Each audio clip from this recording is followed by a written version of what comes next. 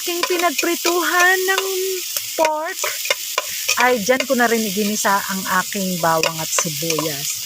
Dahil magluluto tayo ngayon ng beans na may pork na prito. Yung crispy pork. Yan, o, diba? Halata naman na dyan ako nagprito kasi ayan, sunog-sunog na guys. Pero yan ang magpapalasa sa ating beans. Oh, ayan, nag-golden brown na siya guys. Wait pa lang natin na mag-golden brown. At ayan na nga, golden brown na ang aking sibuyas at bawang. Ilalagay ko na ang aking beans. Ayan, hiniwa-hiwa ko lang ng ganyan guys. Oh, ganyan. Hiniwa ko ng maliliit na parang pangbihon. Ayan, diba? Saka nyo halu-haluin guys. Halo-halo. Lagyan natin ng konting toyo guys. Kunti lang ha, tansya-tansya lang. Tapos, lagyan natin ng konting oyster sauce.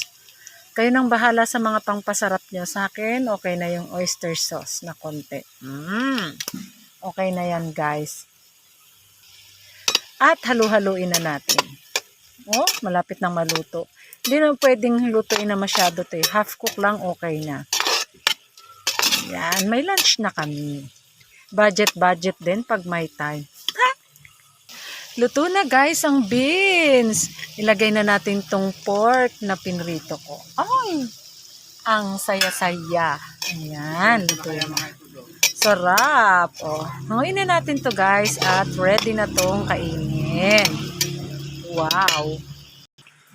Oh, at ayan na nga guys, luto na siya. Daming pork ko. Dagdagan pa natin ng malutong na pork. Oh, ang sarap kumain guys. Oh, malutong na pork with beans. With oyster sauce. Daming with. Oh, ayan. Ready na ang aming lunch. Ready to eat na. Happy lunch date. Bye-bye.